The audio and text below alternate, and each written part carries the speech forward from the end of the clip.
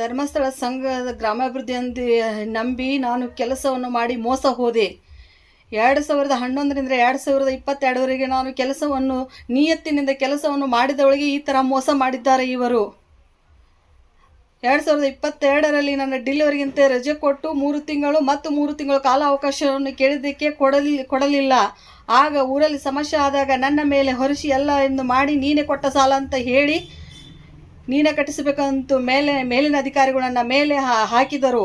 ಆಗ ನಾನು ಮಾನ ಮರ್ಯಾದೆಗೆ ಅಂಜಿ ಏನು ಮಾಡಬೇಕೆಂದು ತಿಳಿದೇ ಇದ್ದ ಮನೆಯೊಂದು ಅದನ್ನು 30 ಲಕ್ಷಕ್ಕೆ ಮಾರಾಟ ಮಾಡಿ 28 ಲಕ್ಷ ಸಂಘದಲ್ಲಿ ಸಾಲವನ್ನು ಕಟ್ಟಿ ಎಲ್ಲ ಸಮಸ್ಯೆಯನ್ನು ಹರಿಸಿ ಆ ಊರನ್ನು ಬಿಟ್ಟು ಬೇರೆ ಸ್ಥಳೀಯ ಸ್ಥಾನಕ್ಕೆ ಬಂದು ನಾನು ಹೋಟೆಲೊಂದು ತೆಗೆದುಕೊಂಡು ಜೀವನೋಪಾಯವನ್ನು ನನ್ನ 3 ತಿಂಗಳ ಕೂಸನ್ನು ಕಟ್ಟಿಕೊಂಡು ನಾನು ಜೀವನೋಪಾಯ ಮಾಡುತ್ತಿದ್ದೆ. ಅಲ್ಲಿ ಬಂದು ನನಗೆ ತೊಂದರೆ ಕೊಟ್ಟು ನೀವು ಇಲ್ಲದೆ ಸಂಘದವರು ಸಾಲವನ್ನು ಕಟ್ಟುತ್ತಿಲ್ಲ ಮತ್ತು ಅಲ್ಲಿ ಸಂಘ ನಡೆಯಲ್ಲ ಬರ್ರಿ ಅಂತ ಮೇಲಾಧಿಕಾರಿಗಳು ಬಂದು ಕರೆದುಕೊಂಡು ಹೋಗಿ ಸತತವಾಗಿ 9 ತಿಂಗಳ ನನ್ನನ್ನು ಕೆಲಸ ಮಾಡಿಸಿಕೊಂಡು ಹೀಗೆ ನಡು ನೀರಲ್ಲಿ ಕೈ ಬಿಟ್ಟು ನಾನು ಸಂಬಳ ಕೇಳೋದಕ್ಕೆ ನಿಮಗೆ ಕೆಲಸನೂ ಇಲ್ಲ ಸಂಬಳ ಇಲ್ಲ ಅಂತ ಹೇಳಿದ್ದಾರೆ.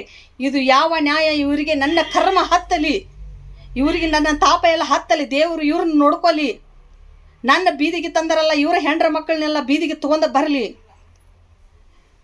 ನನ್ನ ದೇವ್ರು ನೋಡ್ಕೋತಾನಂತ ಇವ್ರು ಹೇಳ್ತಾರೆ, ಇವ್ರನ್ನ ದೇವ್ರು ನೋಡ್ಕೊಳ್ಳಿ. ಇಂಥ ಯೋಜನೆ ಗ್ರಾಮಾಭಿವೃದ್ಧಿ ಯೋಜನೆಗಳಿಗೆ ಕೆಲಸ ಮಾಡೋರು ಎಚ್ಚೆತ್ತುಕೊಳ್ಳಿ. ನಿಮಗೆ ಪಗಾರ ನೋಡ್ತೀರಿ, ನೀವು ಪಗಾರ ಅವ್ರು ಇನ್ನೊಬ್ಬರು ತಲೆ ಒಡೆದು ಹಾಕೋದು ನಿಮಗೆ ಗೊತ್ತಿಲ್ಲ. ಇವ್ರದ್ದು ಎಲ್ಲ ಇವರು ಒಳಗಡೆಯಿಂದ ಎಲ್ಲ ಮಾಡೋದು ಬೇರೆ, ಮ್ಯಾಗ ಮಾಡೋದೇ ಬೇರೆನೇ ಇದೆ.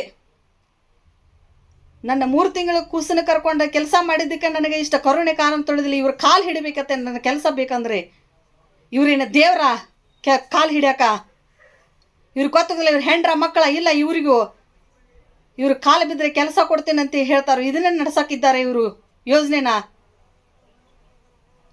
ಯೋಜನೆದವರು. ಅವ್ರು ಕಾಲು ಹಿಡಿದು ಹೋದವರಿಗೆಲ್ಲ ಇವರು ಒಳಗೆ ಹಾಕೋತಾರೆ. ನಮ್ಮನು ನಿಯತ್ತಿದ್ದವ್ರಿಗೆ ಇಲ್ಲ. ಇವರ ಗೋಮುಖ ವ್ಯವಹಾರ ನಿಮಗೆ ಯಾರಿಗೋ ತಿಳಿದಿಲ್ಲ. ದಯವಿಟ್ಟು ನಿಮಗೆ ಹೇಳ್ತೇನೆ, ಇವರದ ಒಳಗಿನ ವ್ಯವಹಾರ ನಿಮಗೆ ಗೊತ್ತಿಲ್ಲ. ಮ್ಯಾಗೆ ಕೆಲಸ ಮಾಡಿಸ್ಕೊಂಡು ಈ ಒಳಗಡೆಯಿಂದ ಇವ್ರದ್ದು ಬೇರೆನೇ ಗುಣ. ತಮ್ಮ ಕೆಲಸಕ್ಕೆ ಯಾವ ಅಡ್ಡಿ ಅಂತಕ ಬರಬಾರ್ದು, ತಮ್ಮ ಹೊಟ್ಟೆ ಮೇಲೆ ಕಾಲು ಬರಬಾರ್ದು. ಈ ಕಡೆ ಅವ್ರದ್ದು ಏನಾದರೂ ನಡೆಯುತ್ತೆ ಅಂಥೇಳಿ ಬೀದಿಗೆ ತರುತ್ತಾರೆ ಸೇವಾ ಪ್ರತಿನಿಧಿಗಳು. ಎಚ್ಚರವಾಗಿರಿ. ಇವರು ನನ್ನ ಬೀದಿ ಪಾಲಿಗೆ ತಂದು ನನ್ನ ಬೇರೆ ಊರಿಗೆ ಮಾಡಿದಾರಲ್ಲ, ನನ್ನ ಸಣ್ಣ ಕಂದವನ್ನು ಕರ್ಕೊಂಡು ಬಿಡುವಂಗೆ ಹಾಗೆ ನಿಮಗೆ ಎಲ್ಲ ನಿನ್ನ ಹೆಂಡ್ರ ಮಕ್ಕಳಿಗೆ ಮೇಲಾಧಿಕಾರಿಗಳು ಹತ್ತಲಿ. ಅದೆಲ್ಲ ನನಗೆ ಇಟ್ಟ ತಾಪು ಉರಿಸಿ ನನ್ನ ಸಣ್ಣ ಕಂದವನ್ನು ಕರ್ಕೊಂಡು ಎಲ್ಲ ಮಾಡಿದಿರಲ್ಲ, ಕೆಲಸವನ್ನು ಮಾಡಿಸಿಕೊಂಡು ಲಾಸ್ಟಕ್ಕೆ ಒದ್ದಿರಲ್ಲ. ದೇವರು ನಿಮ್ಮನ್ನು ಒದೀಲಿ.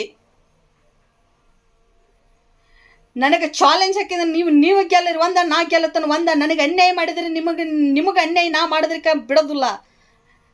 ನನಗೆ ನ್ಯಾಯ ಶಿವರಿಗುವರೆಗೆ ನಿಮ್ಮನ್ನು ಬಿಡೋದಿಲ್ಲ. ದೇವರು ನಿಮ್ಮನ್ನು ನೋಡ್ಕೋತಾನೆ, ನಾನು ನೋಡ್ತಾನೆ. ಯಾವ ಕಡೆಯಿಂದ ಬರ್ತೀರಿ ಬರ್ರಿ, ಧೈರ್ಯ ಆಗಿ ನಿಂತು ನಾವು ಒಬ್ಬಳ ಹೋರಾಡ್ತಾನೋ, ನೀವು ಎಲ್ಲ ಬರ್ರಿ.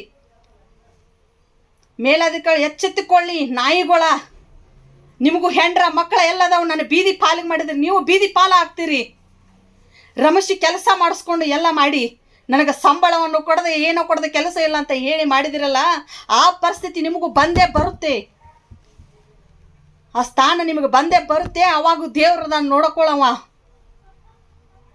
ಇದನ್ನು ತಿಳಿದು ನೋಡಿ ಎಲ್ಲರೂ ನನಗೆ ಮಾಡಿದಂಥ ಮೋಸ ನಿಮಗೂ ಆಗೇ ಆಗುತ್ತೆ. ನೀವು ಅವಾಗ ಒಂದು ದಿನ ಕಣ್ಣೀರು ಹಾಕತ್ತೀರಿ, ಆದರೆ ನನಗಾಗದ ತಾಪ ನಿಮಗೂ ಆಗೇ ಆಗುತ್ತೆ. ನಾನು ಸಣ್ಣ ಕಂದವನ್ನು ಕರ್ಕೊಂಡು ಮಾಡಿಲ್ಲ, ನಾನು ಕಂದವನ್ನು ಕರ್ಕೊಂಡು ನಿಮಗೆ ಕೈ ಬೀಡಿ ಕೇಳಿದೆ. ನಾನು ಕೆಲಸ ಕೊಡ್ರಿ, ಇಲ್ಲ ನಾನು ದುಡ್ದು ಸಂಬಳ ಕೊಡಂತ ಹೇಳಿ ನೀವು ಎರಡೂ ಮಾಡಲಿಲ್ಲಲ್ವಾ? ನಿಮಗೂ ಕಟ್ಟತೈತಿ, ನಿಮಗೂ ಇರ್ತೈತಿ. ಎಲ್ಲರೂ ಧರ್ಮಸ್ಥಳ ಯೋಜನೆ ಒಳಗೆ ಇರ್ತಕ್ಕಂಥ ಸಿಬ್ಬಂದಿಗಳು ನೋಡಿ, ಸದಸ್ಯರು ನೋಡಿ, ಇವರು ಒಳಗಿನ ಗೋಮುಖ ವ್ಯಾಗುಗಳ ಮೇಲಾಧಿಕಾರಿಗಳು ಗೋಮುಖ ನೋಡಿ. ನಿಮಗೆ ಇನ್ನೂ ತಿಳಿದೇ ಇಲ್ಲ ಈ ಥರದ ಬಗ್ಗೆ. ನೋಡಿ ನನ್ನ ಪರಿಸ್ಥಿತಿ ಯಾವ ರೀತಿ ಆಗಿದೆ. ನನ್ನ ಮಗಳನ್ನು ಕರ್ಕೊಂಡು ಈಗ ಬೇರೆ ಊರಲ್ಲಿ ಬಂದು ನಾನು ಕೆಲಸನೂ ಇಲ್ಲ, ಹೋಟೆಲೂ ಇಲ್ಲ, ಹೀಗೆ ನಿಂತಿದ್ದೆ. ನಾವೀಗೇನು ಮಾಡಬೇಕು? ನನಗೆ ಅನ್ಯಾಯ ಆಗಿಲ್ಲವ, ಅನ್ಯಾಯ ಆಗದಕ್ಕೋಸ್ಕರ ನಾನು ಹೋರಾಡ್ತಾ ಇದ್ದೆ. ಆದರೂ ನನ್ನ ಮತ್ತೆ ಬೀದಿಗೆ ತಂದ್ರೆ ಹೋಟೆಲ್ ನಡೆಸಿ ನನ್ನ ಜೀವನೋಪಾಯನ ಮಾಡ್ತಾ ಇದ್ದೆ.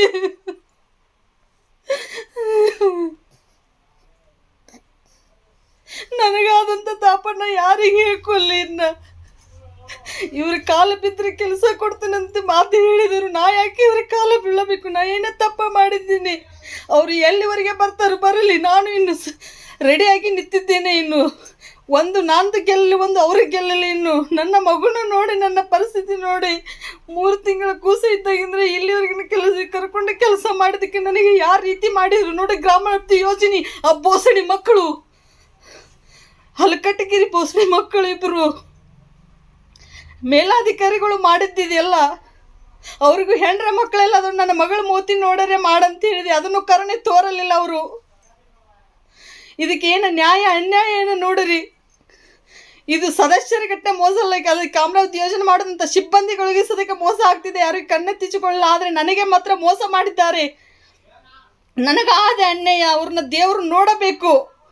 ನನ್ನ ಹುಟ್ಟಿದ ಊರು ಬಿಟ್ಟು ಬೇರೆ ಊರಲ್ಲಿ ಬಂದು ಈಗ ನಿಂತಿದ್ದೇನೆ. ಈಗ ಕೆಲಸನೂ ಇಲ್ಲ, ಏನೂ ಇಲ್ಲ. ಇದಕ್ಕೆ ಏನು ಪರಿಹಾರ? ಇದಕ್ಕೆ ಏನು ಪರಿಹಾರ? ದೇವರೇ ನೋಡ್ಕೊಳ್ಳಿ ಅವ್ರನ್ನು. ನೋಡಿ ನನ್ನ ಮಗನು, ನನ್ನ ನೋಡಿ ನೀವು ಯಾವ ಪರಿಸ್ಥಿತಿಗೆ ತಂದಿದ್ದಾರೆ.